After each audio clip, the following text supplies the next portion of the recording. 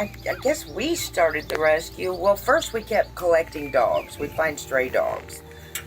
And we would get them healthy and find homes for them. So we just started independently like that for a while. Yeah, pretty much.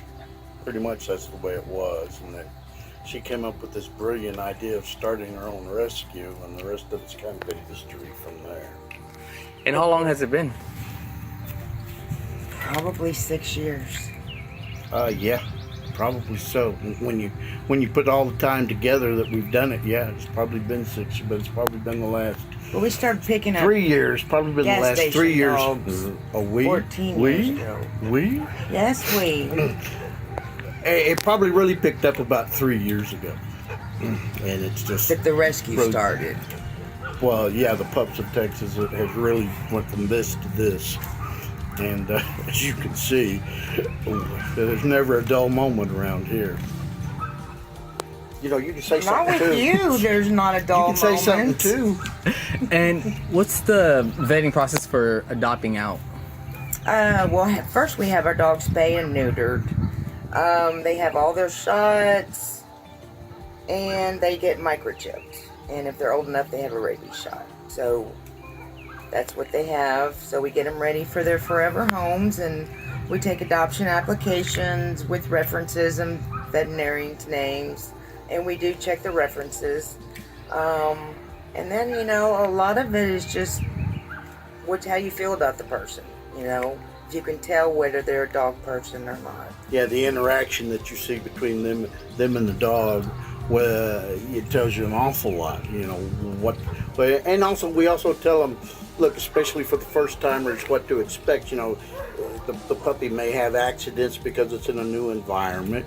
You know, you just have to show him or her what's expected. Take him out to potty routinely, and let him get used to the new environment. Because sometimes it's a big change for the people adopting, especially the first timers, and the people that have dogs. You can tell already when they come up, they know exactly what they need to do. So I know it's called Pups of Texas. Yes. And you don't focus on any specific breed, right? We take in every breed, it doesn't matter. And from any background?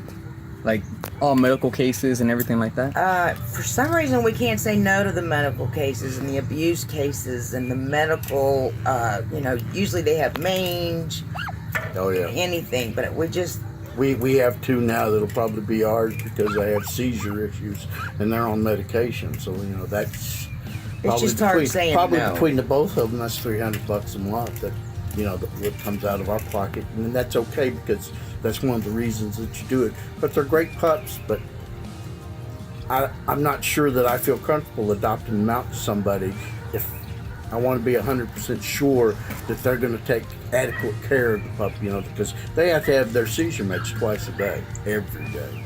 And he doesn't believe anybody else in the whole world will give them medicine, so therefore he has to keep them.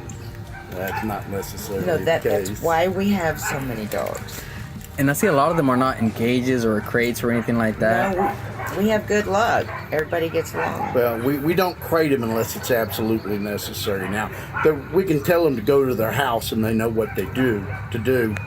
By and large, you know, we don't crate them unless we're going someplace. You know, we crate them, and the ones that are okay, you know, we leave them in the yard because we've had dogs forever and that's never been an issue. But no, just to crate them, no, we don't do that at all. And right now, is it just the 2 of you with the rescue? So no volunteers? Yeah, it's 3/4. One and a half. 1.5. Yes. So you could always use more hands, right? Oh, definitely. Volunteers are hard to find, but once they do it, they really enjoy doing it. So what do you need more help with? Say, running the website? I remember you saying that you needed more help with Yes, that. I need a website developer, somebody that knows something about websites. Volunteers during adoption events. Definitely fosters. Definitely fosters. And at any given time, how many dogs do you think you may have? 35 today. Today. Do we have that many? Yeah. And, Well, you're That not sounds counting. terrible. You're not counting little mama and her 6 6 babies. Yeah. That doesn't include them? Well, that's what I'm saying. It's Oh, it 35 does. when you count them. But we've got them quarantined because they hadn't had shots yet, so they can't be around the other dogs. So they're off in quarantine until they get old enough to get their first round of shots. So yeah, we have about 35 today. Okay. And by and large, the majority of them get along with each other very well. There's some others that have some issues because they a little standoffish, but as far as fights and stuff, those are rare. They'll happen because dogs are like people. They disagree, and yes, you're going to have them every now and then. But by and large, we're pretty fortunate that we don't have as many of them as we could. So where do most of the dogs sleep? What's his fault? Oh, of course. Go ahead, tell them the story. I don't know how it started. Oh, come up here, baby. It's okay. Come lay down with Mama. That's how it started.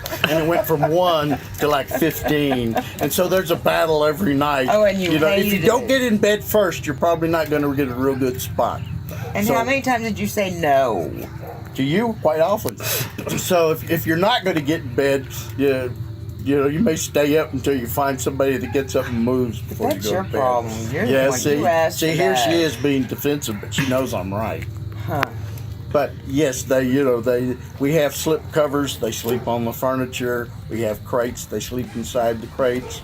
Yeah, we keep the have doors open We and have they a just pallet go on the floor. They sleep on the floor, and then of course they sleep in the bed with us. We have a long ottoman that they sleep on. Generally, we have about 10 sleeping with us. Didn't you say? Big ones and Check your little mouth ones. again. Check your mouth again. Is it more than that? So pretty much whenever they come in, you rescue their family. Yes, definitely. Yes, if you can't show them that you love them, then why do it? Because we want these dogs to go to places that they're going to be loved on. The idea, and that's not to say that discipline's not important, but they want to make you happy in the first place.